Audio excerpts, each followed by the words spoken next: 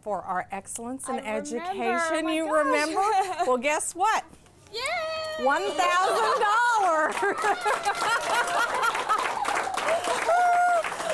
You're quite welcome. Congratulations.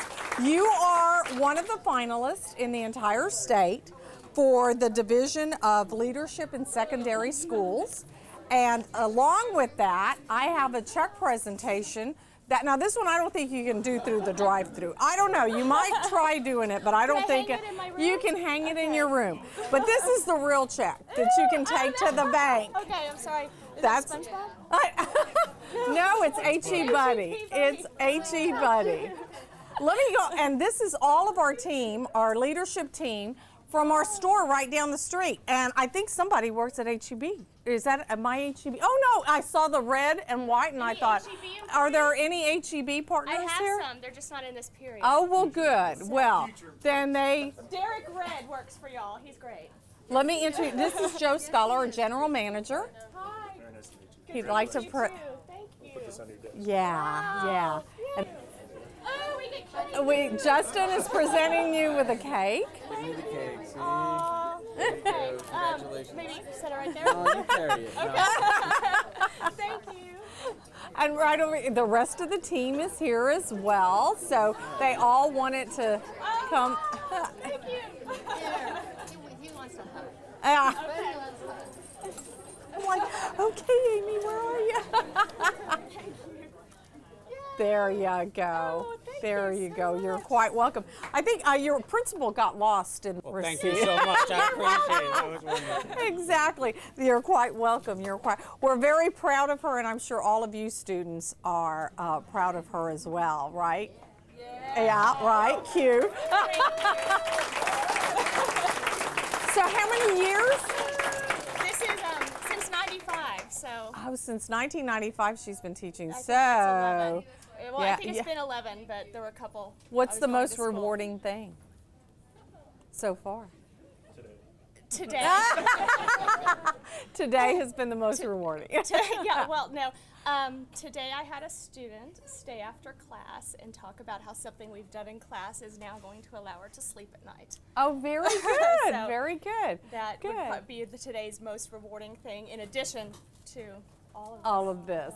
Well, let me tell you, because I'm sure all of you want to know, our big statewide competition that we have at HEB. So Mrs. McWilliams will now be invited to compete in the Woodlands, May 2nd to the 4th. She's going to go to a panel of judges, do personal interviews. We're going to announce who our Big 10 winners are for this entire state. So Mrs. McWilliams is in her category competing against 4 other educators.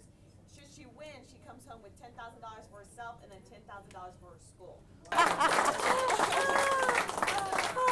Marcy, how many total? Applicants, I'm sorry, and then we hit 223 semifinalists Oh, and for then narrowed that to 40 finalists, and then including Miss McWilliams. Yeah, so that's a lot of people. So consider yourself extremely fortunate and lucky and privileged to have such an outstanding educator like Miss McWilliams. So thank you on behalf of HEB.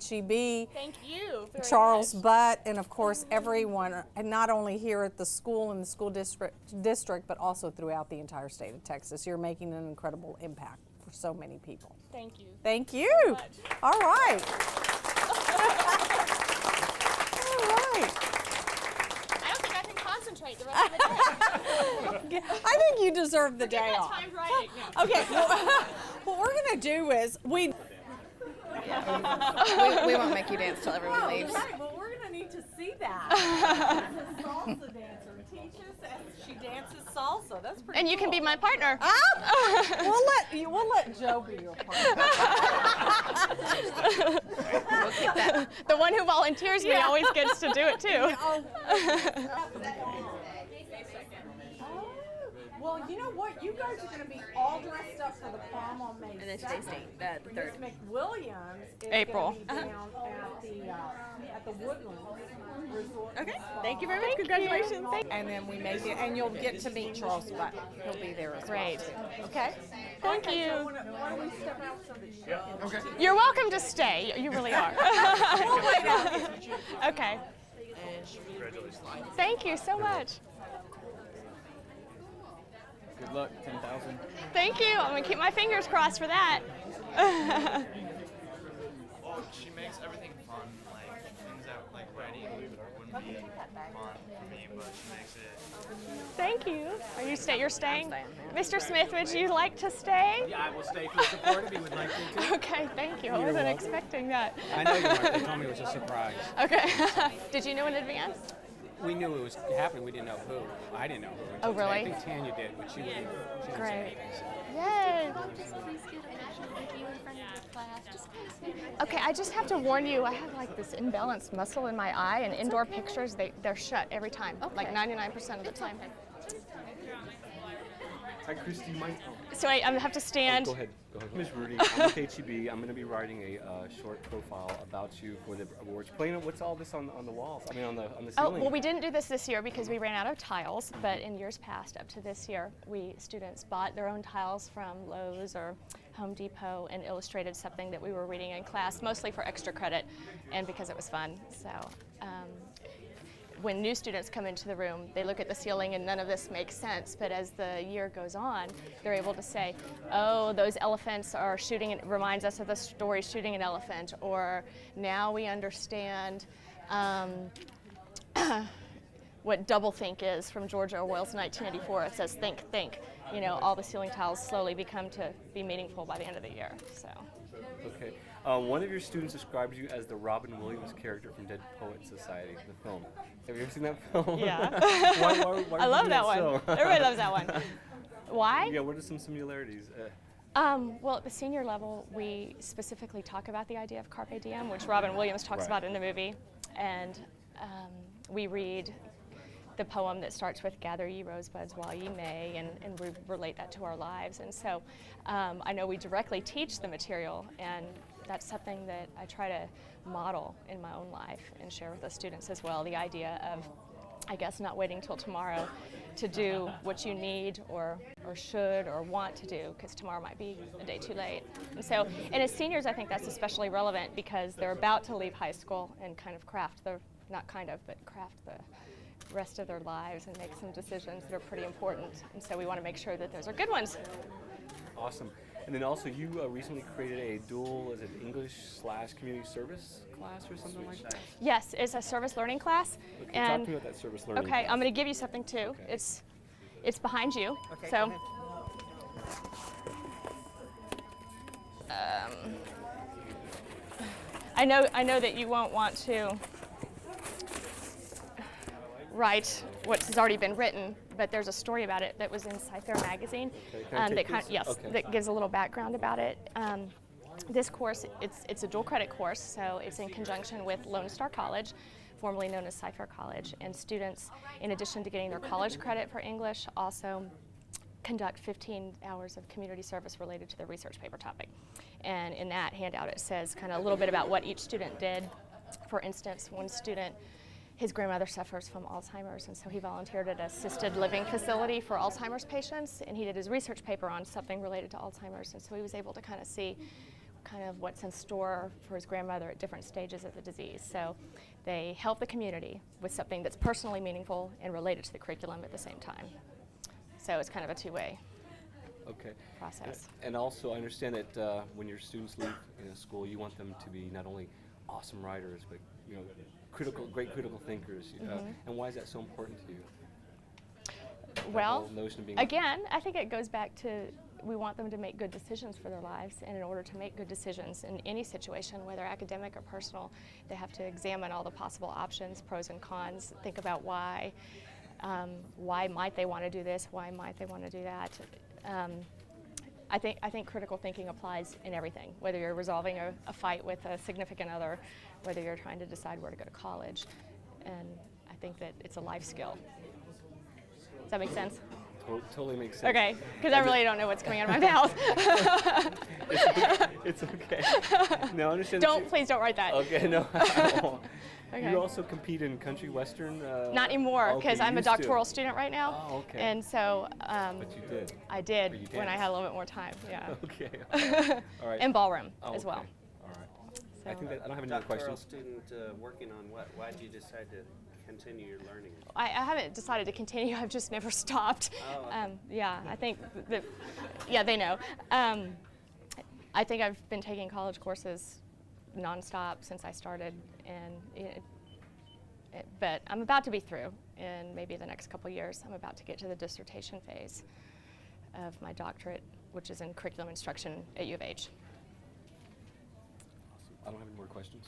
Okay. Yeah, thanks. Thank you. I do.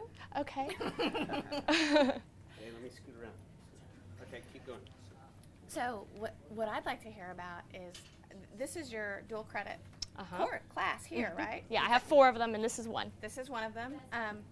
The largest, and they're all awesome. They all are and awesome. you started all of these dual credit classes here? And component has been new. Cool. What I'd like to know is, I've seen that you've taken a lot of overseas trips. Uh-huh.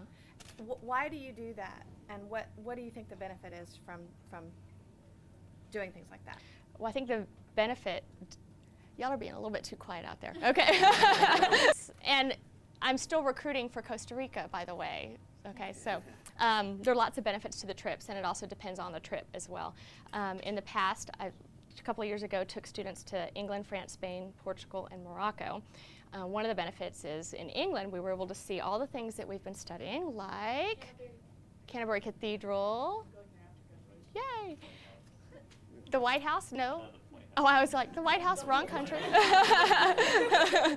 Shakespeare's house, Stratford-on-Avon, see some Shakespearean plays over there.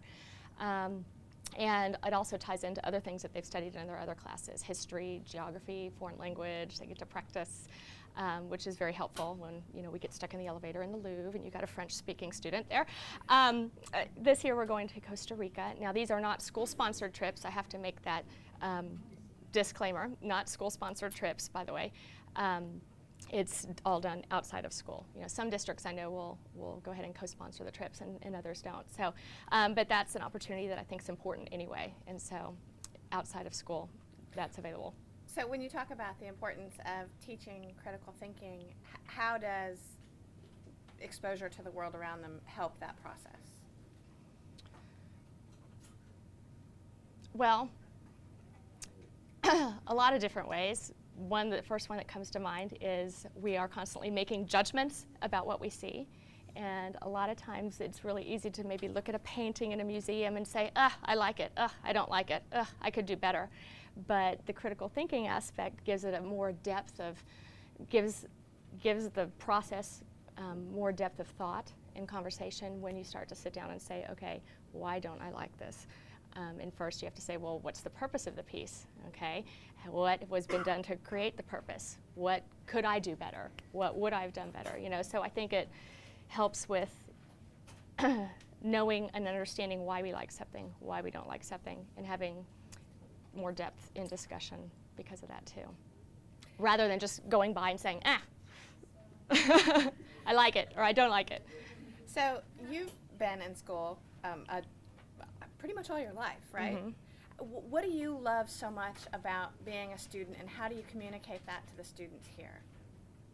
I think that's a better question for them. Well, how about you do the first part and maybe the second part? Okay, but what was the first part?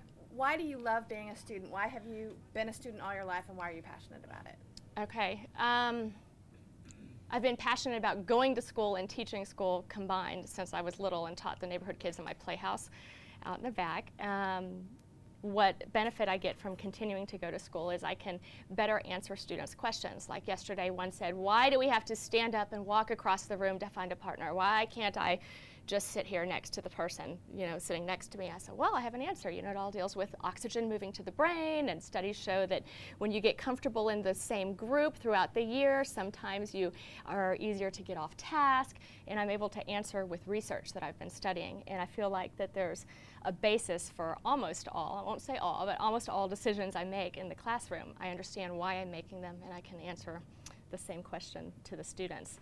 And then another reason I'm still in school is I just like it because it constantly forces me, because a grade is attached, to learn new things. And if I don't have that opportunity, the curriculum that's given to me, other peers to talk about ideas, sometimes I take long naps, you know, because I'm tired from teaching sometimes and I just want to go home and sleep, but this forces me to do what I enjoy doing. So, what was the second part? Now the second part is going to be the question for them. How does your passion for learning and teaching communicate to your students and maybe instill in them some of the same passion for learning? Well, I don't think I can answer that. No, Did we're one of fine. you want to take a shot? Kurt and then Travis? Whenever she learns something new, she's always really excited to tell it to us. Like, she's happy that she's teaching us something new too, and that makes us want to learn it. Excellent. It's fourth period, you know, school gets pretty tiring, especially this time of the year. You want to fall asleep, but I come in here and she's got music playing and gets my mood a little up and gets me in the mood to listen and learn a little bit instead of sleep, which is like what I like to do though.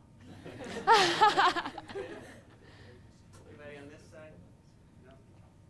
Travis had something. You can't ever not be energetic with what's going on in the class. I don't think they're answering the question though about education. And to be a part of the classroom, and you know, you just can't get that in many other classes. And that's one thing that makes this class so much more enjoyable. Maybe do a timed writing today. You know, I'd have piano. I don't think we have enough time, but that's okay because we can do it later. You know, I have music for different activities that fit the activities that we're doing. And so, you know, coming in, leaving, working, you know, and I've got a huge selection over there. So what's your favorite activity? Like, what music do you guys? On introductions goes with the Pink Panther, da-da, da-da, you know, da-da. So, does that answer that question about kind of music? Yeah. I guess. So what? A poetry reading in the teaching theater, and students, this is for y'all's benefit, have already written their own original romantic poem that reflects characteristics of British Romanticism, which in a nutshell, you tell me, reflects what types of characteristics? Nature. What about nature? When are we in tune with nature? When we're young and when we're innocent. And what else does innocence entail besides being in tune with nature? What else does innocence entail? Just innocence. We'll get to that. Freedom. You're naive. You're what? You haven't necessarily conformed to society's expectations. You're free in a sense. You're usually younger. What else? Yeah, your individuality comes out. What about imagination? It's like wild, like you don't care about what people think. It's just you do what you want to do, and you think like crazy things, and no one can tell you you're right or wrong. Exactly. Exactly. Imagination. And then as time goes on, the research shows, I've been learning, that our imagination and creativity diminish. At kindergarten, I was going to share this with you, and I actually have it somewhere on my desk, a recent study. What happens to our creativity as we mature? 84% of students rank high in creativity in kindergarten. Only 10% rank high in creativity in grade 2. Now you tell me, based on the ideas of the British Romantics, why might that occur? Raise your hand if you have a response so I can hear you one at a time. Thank you, Cody.